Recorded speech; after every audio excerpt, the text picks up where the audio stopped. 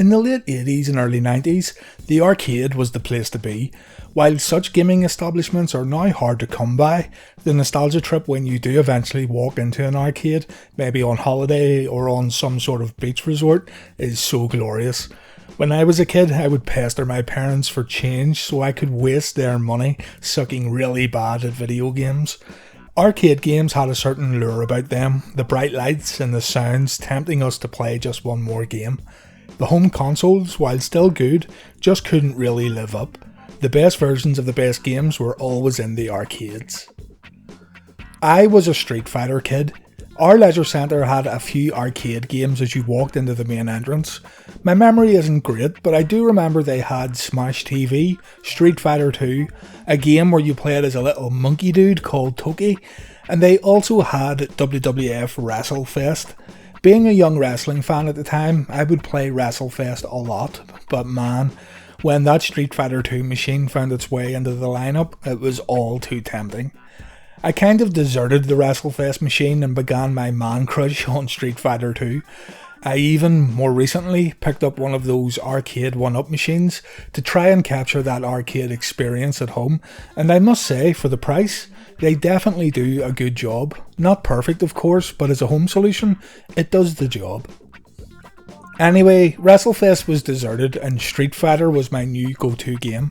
It didn't stop at the arcades either. I remember asking my parents for all these reiterations and re-releases of Street Fighter over the years for the home consoles, like Champion Edition, Turbo, Super Street Fighter. At the same time, the WWF were releasing home console wrestling games such as Royal Rumble and WWF Raw, but they were a little boring at the time. Emulating arcade machines at home, on PC mainly, became easier to do over the years. We can even emulate arcade games on things like the NES Mini and the PlayStation Classic. When I learned about arcade emulation a lot of years ago, I went on a download spree, as one does, and I again began to play WrestleFest. Now, let's be honest here, it is a limited game, but there is definitely a shitload of charm and nostalgia that comes along with it, with these giant character sprites that look like they've been pulled right from a Saturday morning cartoon. I realised while playing why I deserted WrestleFest for Street Fighter 2 as a kid. Street Fighter just had a ton more variety going on, but still, WrestleFest is a really fun game. In this video, we will take a look at WrestleFest, we'll play a few games, we'll look at the roster, and we'll also take a look at the re-release that came out on mobile devices and Xbox 360 Arcade.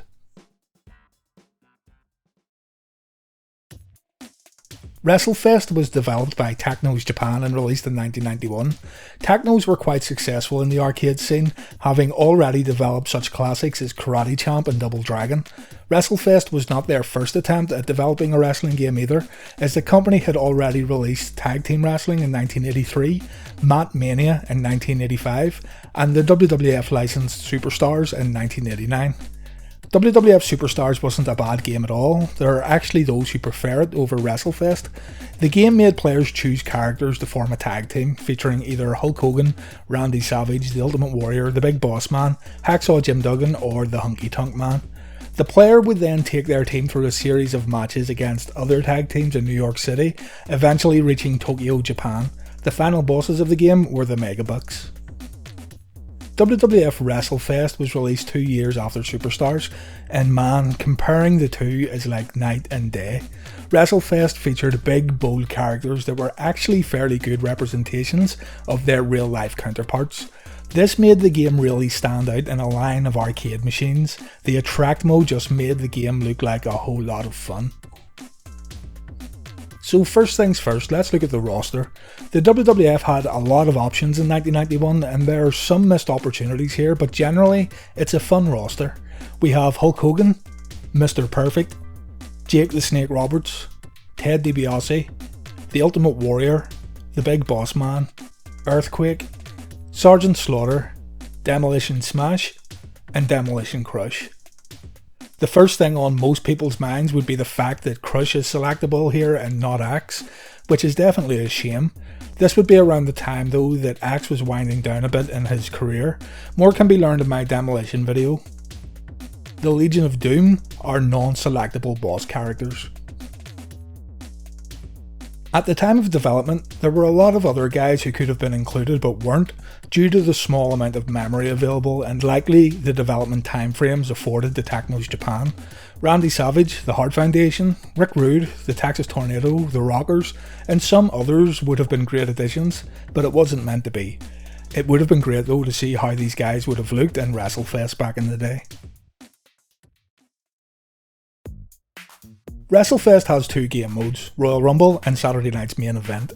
In the Royal Rumble mode, a player picks one superstar and enters the Royal Rumble match. Elimination can occur by being thrown over the top rope, by pinfall or by submission. One of the best things about this mode though are these little promos that appear before the next superstar enters the ring. It's these little things that make WrestleFest so special and memorable. Saturday Night's Main Event is your more traditional arcade mode. You create a tag team and work your way through a series of matches until you reach the game's boss characters, the Legion of Doom. LOD are no slouches either. They have double the amount of health that you do, so taking out Hogan Animal is a tough enough task. Once you defeat the Road Warriors, you gotta take your team through another series of matches, only to face the Legion of Doom once again. Players have been able to unlock the Legion of Doom as playable characters by using cheat systems, but you can also control Hawk and Animal by having player 2 join in during a standard one player encounter with the Road Warriors. So how does WrestleFest play? I think the best way to describe it would be like a side-scrolling beat 'em up, only it takes place within the ring. There's only two buttons here, punch and kick. Grapple moves are decided at random by an in-game algorithm, including the game's finishing moves. It sounds annoying, but really, for this kind of game, it works really well. You can also perform double team moves with your partner, who would normally be waiting at the ropes, building up their special power meter that helps you win grapples once it's been filled up. If you go for a pin, you can take control of your partner to make sure the pin attempt doesn't get interrupted, and you can also completely control your partner anytime you tag in. It all works very well, creating an awesome pick up and play experience that anyone can get good at after just one game. You may be looking at the footage here and thinking that the game looks, well, quite shitty. In comparison to today's realistic wrestling games, yeah, WrestleFest does look extremely basic, but you have to try to take yourself back to the time when this game was released. The Super Nintendo was due to be released in a few short months following WrestleFest's release, and at the same time, games like Super Mario Bros. 3 had only been out for around a year. WrestleFest actually looked really good during its time of release. The big and cartoony characters were eye-catching as hell, and it just looked fun. As said earlier though, to me, it became secondary to Street Fighter 2, a game that featured a more refined fighting experience and was also a load of fun. Take nothing away from WrestleFest though, it's still an absolute classic and it's still fun to play today.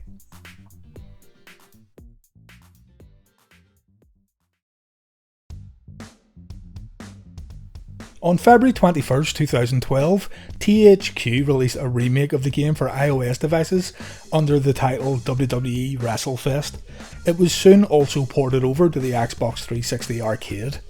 Anyway, this version of WrestleFest contained a new roster featuring guys like John Cena, The Rock, Steve Austin, and finally, we got Randy Savage in a WrestleFest game. Royal Rumble and Saturday Night's Main Event game modes make a return, but also included here are one-on-one, steel cage, tag and gauntlet match types.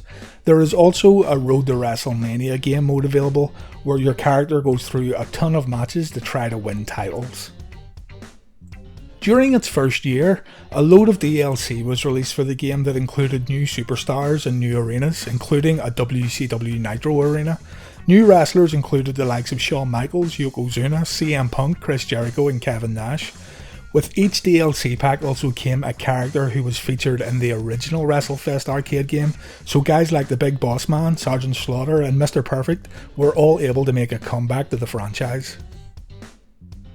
You can instantly tell though, I'm sure, that the charm of the 90s original was lost in this remake.